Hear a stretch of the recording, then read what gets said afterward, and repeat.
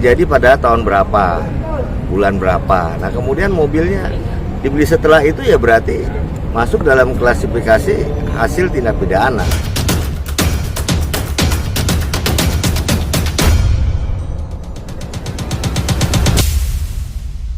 Perjanjian pranikah itu menyangkut pembagian harta. Artinya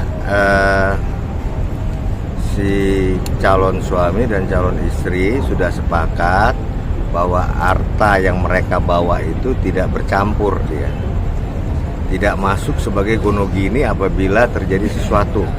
Maksudnya terjadi sesuatu, bisa saja mereka dalam perjalanan rumah tangganya terjadi perceraian, ya, itu tidak masuk ke dalam harta gonogini. Jadi artinya harta yang dari asal memang dimiliki oleh si lelaki yang menjadi hak dia, yang dimiliki oleh si istri menjadi hak dia. Tetapi apabila harta itu kemudian diperoleh dalam perkawinan mereka, selama perkawinan mereka berlangsung, itu masuk sebagai klasifikasi gonogini dan tidak masuk di dalam perjanjian pranikah itu. Berarti artinya perjanjian pranikah ini pro ya Bang, maksudnya membuat Sandra Dewi ini tidak tertahan sampai sekarang. Nah, ini bukan masalah kasusnya Sandra Dewi aja. Kalau perjanjian pranikah itu sudah umum sekarang dipakai, karena masing-masing pada saat mereka mau menikah, ya, masing-masing sudah bawa harta. Si perempuan punya harta tersendiri, si laki-laki punya harta tersendiri. Terlepas daripada hartanya itu dia dapatkan sendiri hasil kerja dia, ataukah itu berupa warisan dari keluarganya. Tapi kan umumnya sudah seperti itu sekarang. Tapi kan belum terbukti juga Bang bahwa perjanjian pranikah itu dibuat sebelum mereka menikah Bang. Itu seperti apa Bang? Apa bisa juga kan dia membuat perjanjian pranikah di saat mereka sudah menikah baru membuat itu Bang? Iya, kalau perjanjian pranikah itu dibuat setelah dia menikah, ya itu kesepakatan. Jadi gini, menurut ketentuan KUH Perdata, perjanjian itu adalah merupakan undang-undang bagi mereka yang membuatnya secara keperdataan. Jadi kalau seandainya kedua belah pihak mengakui bahwa perjanjian yang mereka buat itu adalah sah, ya berarti sah menurut hukum. Sepanjang ketentuan-ketentuannya diterapkan. Bang, tapi ada yang bilang juga Bang, biarpun ada perjanjian pranikah, harta Sandra Dewi itu bisa disita oleh Kejagung gitu ya. Seperti apa nih Bang? Gini, kita harus bisa membedakan mana harta bawaan, ya. Kalau ada perjanjian pranikah, kita harus bisa membedakan mana harta bawaan, mana yang harta gonogini.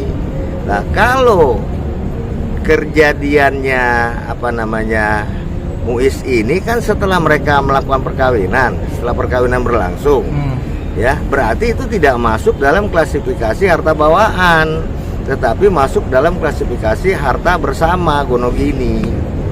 Itu tidak ada hambatan sebenarnya untuk penyidikan TPPU-nya itu.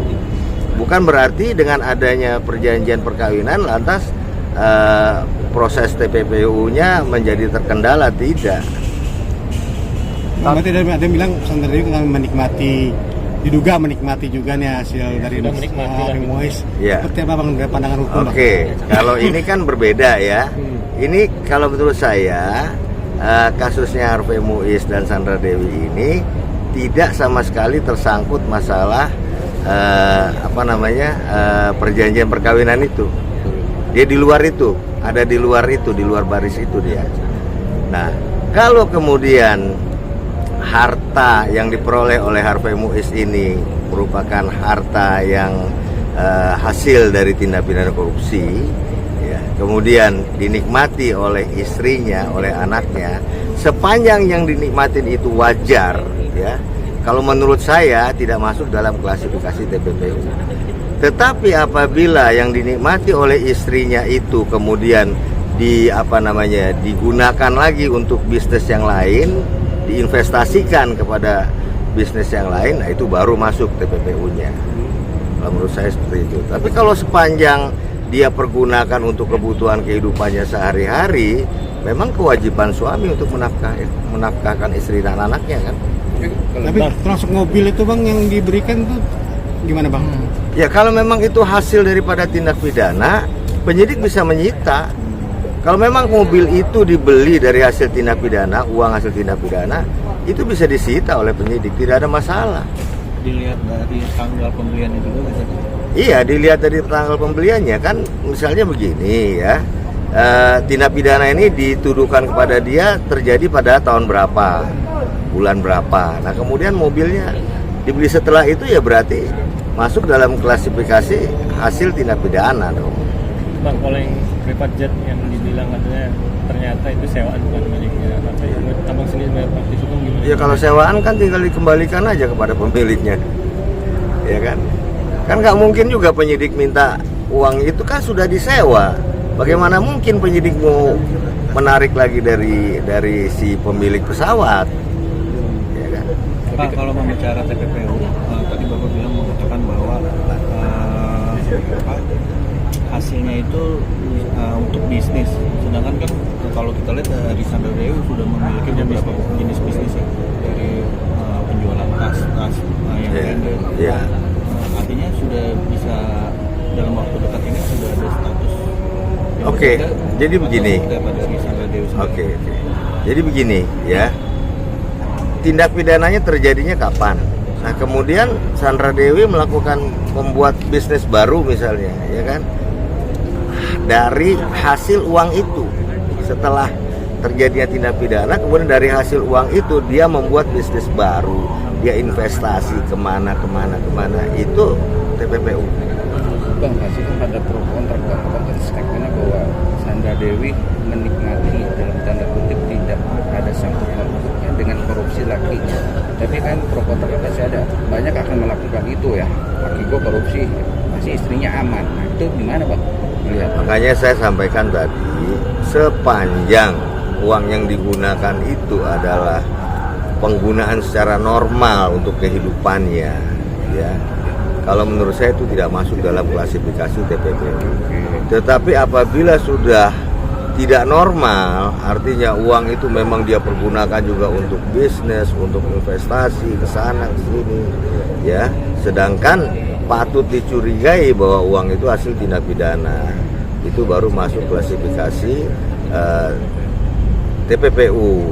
Karena intinya TPPU itu adalah si pelaku ini ya harus mengetahui bahwa itu paling tidak menduga bahwa itu hasil dari tindak pidana.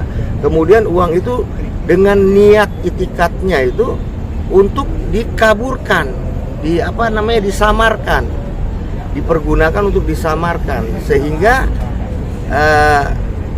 dia berniat agar hasil tindak pidana ini menjadi real gitu loh, menjadi halal, ngerti nggak? Tapi kali itu kan Jadi bisnis murni seolah-olah seperti itu. Oke, kali itu kan bukan pencucian uang, beda. Itu pencucian uang. Masuk klasifikasi TPPU, tindak pidana pencucian uang. Dia tahu bahwa itu dengan hasil yang tidak benar atau haram atau ilegal. Gimana bang? Ada nggak nanti akan menjerumus bahwa dia akan sangkut jadi tersangka?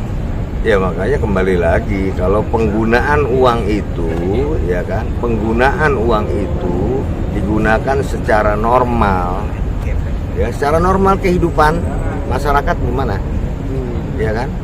Seorang istri kehidupannya seperti apa? Dia membeli kebutuhan rumah tangga dan lain-lain yang normal. Tapi apabila uang itu dia pergunakan untuk bisnis, ya, untuk kegiatan-kegiatan investasi dan lain-lain, itu sudah ada niat untuk menyamarkan uang itu bahwa uang itu hasil tindak pidana. Tapi kalau yang liburan ke luar negeri dengan menghambur-hamburkan duit itu gimana? Ya, kalau menurut saya itu nggak masuk klasifikasi. Bang, tapi kan update Karena memang dia menggunakan, bukan dia samarkan. Kan undang-undang itu menyatakan menyamarkan, ya kan? Sehingga oke. Hukuman yang pantas untuk korupsi bang? Ya kalau di undang-undang kita kan masih menggunakan 20 tahun atau seumur hidup maksimal, ya kan? Nah, kalau seandainya masyarakat menganggap itu kurang memenuhi rasa keadilan, ya saya rasa berapa lagi, kan itu sudah maksimal sebenarnya. 20 tahun atau hukuman seumur hidup. Tetapi dalam prakteknya, ya kan, dalam prakteknya sekarang ini kan masih di bawah 15 tahun. Tapi kalau hartanya Dimiskinkan. dimiskinkan Bang. Dimiskinkan itu dalam arti kata disita, ya, dilakukan penyitaan oleh penyidik sepanjang harta itu diperoleh dari hasil tindak pidana itu, dari hasil korupsi itu baru bisa disita oleh penyidik. Nah, ada lagi ya penerapan penyitaan tindak pidana korupsi ini oleh penyidik itu dilakukan terhadap harta-harta walaupun bukan dari hasil tindak pidana itu. Tujuannya apa? Tujuannya adalah apabila nanti dalam vonis hakim dia dikenakan primernya hukuman badan, kemudian subsidiarnya dikenakan untuk mengganti kerugian negara, kemudian membayar denda. Kalau dari uang yang disita itu tidak cukup, bisa diambil dari aset-asetnya yang disita itu, meskipun asetnya itu dibeli sebelum tindak pidana itu terjadi.